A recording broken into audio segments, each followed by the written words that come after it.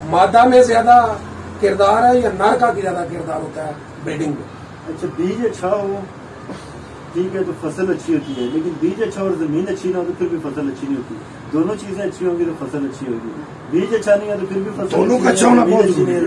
टांग का क्या किरदार है कबूतर में? अच्छे कबूतर की क्या निशानी है? देखिए टांगे जो है ना साइंटिफिकली तुम्हारे पास कोई बात नहीं है जी, जो उस्तादों से सुनी बातें है ना, लेकिन बेसिक वही बातें हैं, वही कबूतर आगे आते हैं। टांग के हवाले से ना जब कबूतर उड़ता है तो वो अपने पंजे पीछे होल्ड करके रखता है।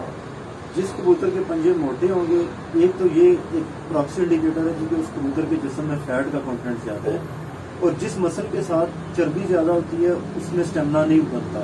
कबूतर जब पीछे पाँव अपना होल्ड करके रखता है, जिस कबूतर का पंजा मोटा था वो जल्दी थकता है, वो कबूतर जल्दी आ जाता है, जल्दी थकता है और मोटा होने की वजह से उसको आवाज ज्यादा लगती है, वो कबूतर लंबा होगा, उसमें उसका पंजा उसको तंग नहीं करेगा, उसमें पानी का खराज भी ज्यादा होता है मोटा होने की वजह से।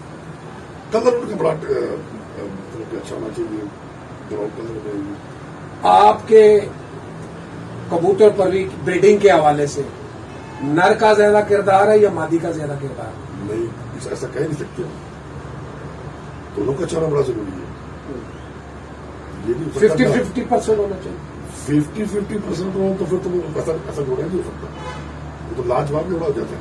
क्योंकि जब 50-50% नर लग गया और मादी लग गई, कि दोनों का जीन्स मैच करके, लेकिन अगर आप नर लगाते उसका जीन इतना स्ट्रांग है वो बच्चे अपने में ले लेते हैं, अच्छा।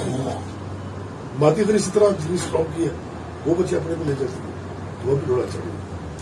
जीन्स मैच करने चाहिए 50-50, ताकि जो बच्चा है वो तीसरा कलर लेके आए और नार और मादी की खूबियां लेके पैदा हो, वो दोनों से अच्छा होगा। मैं जो आपसे सवाल किया है कि नर और मादा में ज्यादा किरदार है या नर का ज्यादा किरदार होता है ब्रीडिंग में? अच्छा, बीज अच्छा हो ठीक है तो फसल अच्छी होती है, लेकिन बीज अच्छा और जमीन अच्छी ना हो तो फिर भी फसल अच्छी नहीं होती। दोनों चीजें अच्छी होंगी तो फसल अच्छी होगी, बीज अच्छा नहीं है तो फिर भी फसल दोनों का अच्छा होना बहुत जरूरी है। फसल फिर भी अच्छी नहीं है। बुत डालने वाले का ज्यादा किरदार है या बुत डलवाने वाले का ज्यादा किरदार? वही मैंने मिसाल दी है कि अगर बीज अच्छा होगा और जमीन भी अच्छी होगी तब फसल अच्छी होगी। एक चीज भी अच्छी नहीं है वो फसल अच्छी नहीं है।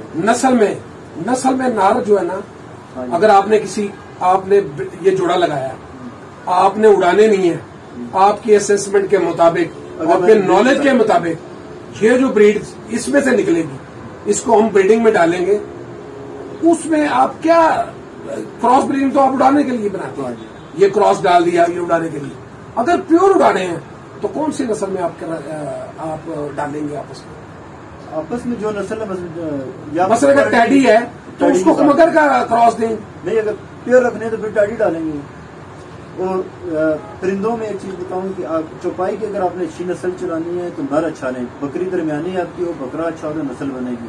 परिंदे में आपको नस्ल चलानी है तो मादी, परिंदे में नस्ल असील मुर्गों में कबूतरों में मादी बहुत ज्यादा कंट्रीब्यूट करती है नस्ल में, और चौपाई में नर ज्यादा करता है। उसमें ये होता है ना, ये जमीन पे चलने वाले जानवर है, इन्हें किसी हिस्सों में नहीं चढ़ना होता, क्योंकि कबूतर के ऊपर उड़ना होता है, इसलिए हमें दोनों चीजों को बड़ा ख्याल रखना पड़ेगा। नर का भी बॉडी के फीचर ज्यादा मादी से बच्चे लेते हैं, मादी का बच्चा सियान मैंने देखा। आंख में जो वाटर कंसेप्टेड है उसको ज्यादा लाइक करते हैं आप या खुश्क आंख? खुश्क आंख बेकार है, खुश्क आंख जो नमी वाले इलाके है ना वहाँ खुश्क आंख नहीं करता, ठीक है। जो खुश्क इलाके है ना वहाँ खुश्क आंख नहीं करता, वहाँ नमी वाले आंख बहुत अच्छी। जो डिम आंख वाले होते हैं, थोड़ी कम लाइट वाले, उनको कबूतरों को आप लाइक करते हैं? नहीं, मैं नहीं करता। ज्यादा चमक वाली आंख वाले कबूतर अच्छे होते हैं? बहुत अच्छे, सबसे अच्छे नहीं होते हैं। चमक होनी चाहिए, जिनके अंदर रोशनी है, चमक है, बिल्कुल बल्ब की तरह आंख नजर आती है। आपने जो कबूतर अपने बनाए हैं, आपकी कितने साल की मेहनत है जो आपने ये बनाए? मेरे पास तो 20-25 साल से है, लेकिन मैं ये नहीं कह सकता कि मेरे कबूतर दुनिया में सबसे अच्छे हैं, सबके पास अच्छे हैं। मैंने एक मखसूस किस्म बनाई हुई है और बड़ा अच्छा काम कर रही है। इस तरह हर बंदे के पास कोई मखसूस किस्म है तो उसके लिए काम करती है। मैंने आपको पहले भी बताया कि जो कबूतर शाम तक जहां भी उड़ता है ना वो उसके लिए बेस्ट है। नए शौकीन हजरात के लिए कोई आप ऐसा कोई टिप्स देना चाहें कोई ऐसी राय देना चाहें ताकि उनके शौक में बेहतरी आए, उनके शौक में निखार आए, ताकि वो अपना शौक प्रॉपर अच्छे तरीके से कर सके, वो ऐसी एडवाइस, कोई ऐसा उनको टिप्स बताएं कि उनको इस शौक में आसानी पैदा हो। असल में किसी गेम में कोई टिप्स नहीं होता। जो अननोन बंदे होते हैं ना, जिन्होंने अभी सीखना शुरू किया, उनके लिए कोई टिप्स नहीं होती। ये एक बकायदा सब्जेक्ट है, फर्स्ट क्लास से सेकंड से थर्ड, इस तरह आपने ऊपर आना है। कोई शॉर्टकट नहीं है इसके अंदर।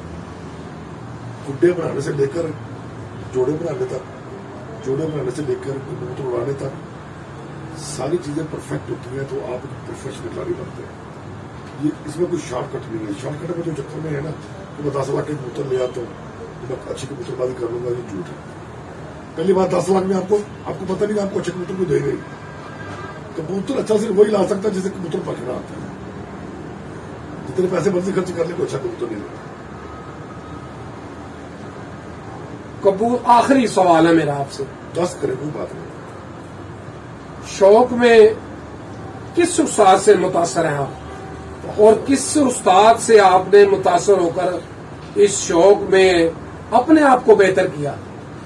देखिए, जो मुतासर करने वाली बात है ना, जो शिक्षा बहुत बड़े नाम है उनका, ये नजीर साहब है, उनका बहुत बड़ा नाम है, जिनकी जगह अगर कोई अतावत में उनको नहीं मानता तो उसकी मर्जी है, वरना उनके किरदार को कभी भी कबूतर करने से बचाना नहीं जा सकते।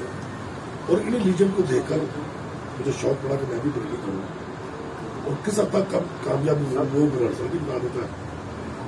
जो कबूतर बनाए वो मैदान में आएंगे तो खुद ही बताएंगे वो किस काबल है, तो वही बता देता कि मैं किस मुकाम पर।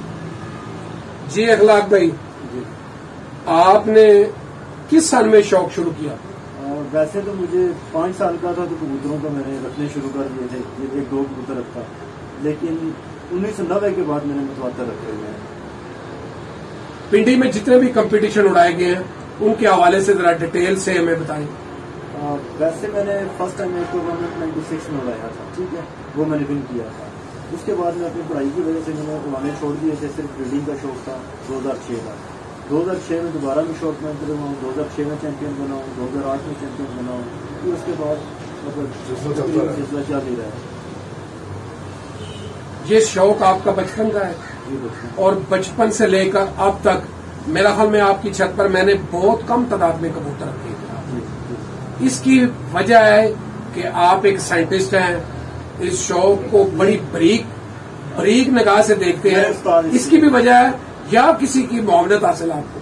मेरे उस्तादी मोहतरम की वजह से, मतलब एक बंदा जो पहली दफा पूरे शहर में कम्पीट करता है, बड़े सिटी लेवल के शहर में पहली दफा जब बंदा एंट्री करता है, 15 कबूतर रखे होते हैं, चैंपियन बन जाता है, तो इसका मतलब है कि वो उसके पीछे कोई ना कोई एक तो मेरा नाम उस्ताद शरीफ करूँ। एक तो मुझे ये मैं आपको बात बताऊंगा कि जो कबूतर भी मेरे पास अच्छे हैं, बहुत कोई एक्स्ट्रा ऑर्डिनरी है नहीं कि लोगों के पास नहीं, उड़ाने का भी लोगों के पास बड़ा अच्छा तरीका होगा। मुझे जो असल है वो यहाँ पे मेरे उड़ोस पड़ोस के लोग, शहर के लोग, मेरे साथ लोगों की ना दुआएं बहुत होती हैं, ठीक है, मेरे माँ बाप की भी, मेरे दोस्तों की, हमारे मोहल्ले के लोगों की, शहर के लोगों की। जब मेरा टूर्नामेंट उड़ता है तो मैं मस्जिद के मौलवी साहब भी वो कहते हैं मैं कबूतरबाजी तो नहीं पसंद लेकिन तुम्हारे लिए दुआ करता हूँ। तो लोगों की दुआएं मेरे साथ हैं, और जो कबूतरबाजी में जो कुछ भी उन्होंने मेरे उस्ताद जी की वजह से अल्लाह ताला ने उनको बहुत इल्म दिया था। इंडिया से माइग्रेट करके वो आए थे यहाँ पिंडी में, तो उन्होंने मुझे, मैं जब पहली दफ़ा जब चैंपियन बना, दूसरी दफ़ा बना, मैं किसी कबूतरबाज से मिला नहीं, सिर्फ उनके पास जाता था और वही मुझे सिखाते थे। और मतलब लोगों ने जब मेरे फिर कबूतर उड़े तो उन्होंने कहा इतने बंदे के कबूतर इस तरह उड़ रहे हैं, अंधेरे में बैठ रहे हैं, तो फिर लोगों ने मुझे बाद में जानना शुरू किया। बात वही होगी ना, वो बहुत मेरी उन्होंने रहनवाई की कबूतर बनाने के बारे से। वो कबूतर परख के बहुत अच्छे मास्टर थे, उड़ाने में, कबूतर बनाने में सारी मेरी उन्होंने रहनवाई की। देखें जी, आपकी जुनूनियत से, आपकी शौक की लगन से उस्ताद खान मोहम्मद बारा साहब लाहौर से आए हैं, मैं भी झेलम से फर्स्ट टाइम आपके पास आया हूं। नाम आपका मैंने पहले भी सुना हुआ था, लेकिन 1 to 1 मेरी आज आप दोनों से पहली दफा मुलाकात हुई है, तो मैं आपको अप्रिशिएट करता हूं। तो आप जैसे नफीस, ईमानदार, ऑनेस्ट लोग इस शौक में हो तो यकीनी तौर पर ये शौक अपनी बुलंदियों पर जाएगा। आप जैसे लोग जो मुखलिस तरीके से लोगों को टीच करेंगे, गाइड करेंगे, इस शौक की जो आप रहनुमाई करेंगे, आप लोगों को बताएंगे कि अच्छा शौक करने से नाम होता है, तो आप जैसे लोगों की वजह से ये शौक जिंदा है। उस्ताद जी बहुत शुक्रिया। बात और करनी है जी बिल्कुल करें, 10 करें। अखलाक भाई और मैं, हमने कभी कबूतरों में जुआ नहीं किया, टूर्नामेंट जरूर बनाते हैं जिनकी हमारी छतों से बाजियां नहीं लगती, बाजियां लगती हैं जो ऊपर से जो मर्जी लगा लेता है। बकायदा हम किसी के साथ जुआ नहीं खेलते, ना अखलाक में खेलते ना मैं खेलते, तो हमारा भी शौक हो रहा है, क्योंकि जुए की लानत ने भी हमारी शौक को बड़ा नुकसान पहुंचाया और आम आदमी को ऊपर आने का मौका नहीं देते। क्योंकि मैं जो 10 बंदों के साथ शौक करता हूँ, लाख रुपए में 10 लाख की बाजी हो गई, अगर मैं गरीब आदमी हूँ, अच्छा शिकारी हूँ, तो मैं शौक नहीं कर सकता। तो इस जुए की लानत का भी कुछ करना चाहिए, ये बड़ा नुकसान कर रहा है। देखें जी, आजकल सोशल मीडिया का दौर है, मैं भी एक मीडिया पर्सन हूँ, मुख्तलिफ ग्रुप्स में गाली गलोच, एक दूसरे के साथ बयानबाजी, बदतमीजी, इस शौक का बड़ा नुकसान है। जिस तरह मुर्गबाजी में, कुत्तों की लड़ाई में बहुत सारे नुकसान हुए, कबूतर पर भी इस सिमत को जा रही है, इसमें भी बहुत सारे नुकसान होने जा रहे हैं। असल में सरमायादारी निजाम आने की वजह से शौक में ये सारे मसाइल पैदा हो रहे हैं। दूसरी बात आपने पीछे देखा, वो जो फैसला हुआ है कुरान पे, जो पूरी जेल का मसला बना हुआ था, मुझे समझ नहीं आती कि हम हराम करके फैसला कुरान से करवाते हैं, कितनी बुरी बात है। आपने कानून किस लिए बनाए होते हैं? अगर आपके कानून इस काबिल नहीं है कि आपके किसी मसले का निकाल सके, लेकिन उनके मुताबिक कानून बनाएंगे जो अपनी गलतियां कोताहियां उनको दूर करें, ताकि कोई मसला हो तो उसका फाइनल तरीका आपके पास हो क्या करना है। उस्ताद जी, जब आप एक कंपटीशन में पार्टिसिपेट करते हैं तो आपका जो उस कंपटीशन के रूल और कवानीन होते हैं, वो आपके पास जब मुनसब लेकर आता है तो आप उसको फॉलो करते हैं, करना भी चाहिए। तो इसमें तो मसला है ही नहीं है। जो कवानीन, जो रूल, जो जिस तहत आप उसमें पार्टिसिपेट कर रहे हैं, उसमें अगर कोई शिक है, कोई प्रॉब्लम है, तो वो उन कमेटी मेंबरों को सॉल्व करनी चाहिए। मैं आपको बताता हूँ कि मैं आपकी तरफ मुझसे आ गया, ठीक है, मैंने आपके कबूतर देखे हैं, कबूतर देख के मैंने ओके किए, मैंने उनको स्टेप लगाया, फिर शाम को वापस आया कबूतर, मैंने फिर देखे हैं, आप स्टेप को चेक किया, ओके किए, पेपर पे उनका कार्ड दर्ज कर दिया, फिर टूर्नामेंट इंतजामिया आई है, उसने देखा जिनके 3 बार दिन में कबूतर को लाइसेंस मिलता है कि ये बाजी के लिए ओके है, ऐसा ही है बिल्कुल। अगर वो कबूतर 11 बाजियां उड़ा है, इसका मतलब कि 11 बाजियों में आपने उसको 33 बार लाइसेंस दिया, बिल्कुल सही। ये कबूतर ओके है, फिर उसी कबूतर पे एलिगेशन लग जाती है कि ये फला कबूतर है, इसमें फला मिक्स है, तो भाई वो 33 बार जो आपने उसको लाइसेंस जारी किया था, वो किस चीज का था? गेम के अंदर कोई भी गेम उसमें मसाइल होते हैं, लेकिन गेम के मुताबिक ही उसके फैसले होने चाहिए, और जो गेम हो रही है उसके अंदर ही। क्रिकेट का मैच खत्म होने के बाद तो अंपायर किसी को आउट नहीं दे सकता, ऐसा ही ना, क्रिकेट का मैच खत्म होने के बाद था किसी को रन आउट नहीं दे सकते। आपकी तरफ मुर्सब आया हुआ है, मुर्सब अगर कोई शिकायत है तो बाजी के पहले देनी, वो शिकायत करेंगे भाई ये कबूतरबाजी में एंटर होने वाला नहीं, फिर अगर वो एंटर करता है, करने की कोशिश करता है, तो जाहिर वो गलत करता है। जब बाजी उड़ गई, सारा कुछ हो गया, फिर कुरान पे हलफ लेना, कुरान पे हलफ देना, ये बहुत बड़ी ज्यादती है। ये थे आपके व्यूज, आप चूंकि दे सकते हैं, आप एक बेस्ट उस्ताद हैं, आप उस बेस्ट अल्लाह की जात है, आप उस कानून को, कबूतर परवरी को, इस शौक को, कई साल आपने इस शौक की खिदमत की है, कबूतर उड़ाए हैं, कबूतर बनाए हैं, और लाहौर जैसे सिटीज में बैठकर तमाम इन कवानीन को बड़ी गहरी निगाह से देखते हैं।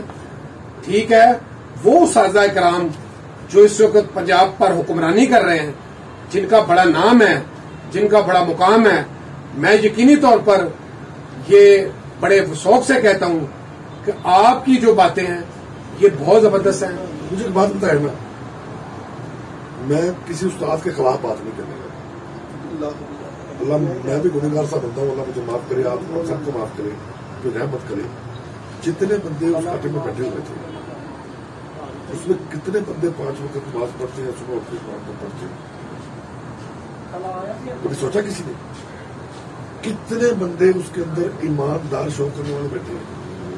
ये सवाल है, कड़वे जरूर है, लेकिन सवाल ये है, कितने बंदे उधर बैठे जिनके अंदर कैपेबिलिटी है हक बात करने की, जो किसी की साइड नहीं लेते? लेकिन ये डिसाइड करना पड़ेगा अगर इस शॉप को आगे लेके जाना है। जो ईमानदार बंदे हैं वो फैसला करने में ईमानदारी बरतते हैं, उनको आगे लाए, हक बात करें, कानून के मुताबिक बात करें। कुरान जैसी मुकद्दस और अजीम किताब को इस जुए के खेल में तो न डाले। ये तो दीन के साथ भी जाती है, हमारे साथ भी जाती है, शौक के साथ भी जाती है। बहुत शुक्रिया, थैंक यू वेरी मच हमें टाइम देने का, आपकी मोहब्बत का, आपके खलूस का, आपके प्यार का, और आपने जिस तरह हमें वेलकम किया, थैंक यू वेरी मच, बहुत शुक्रिया।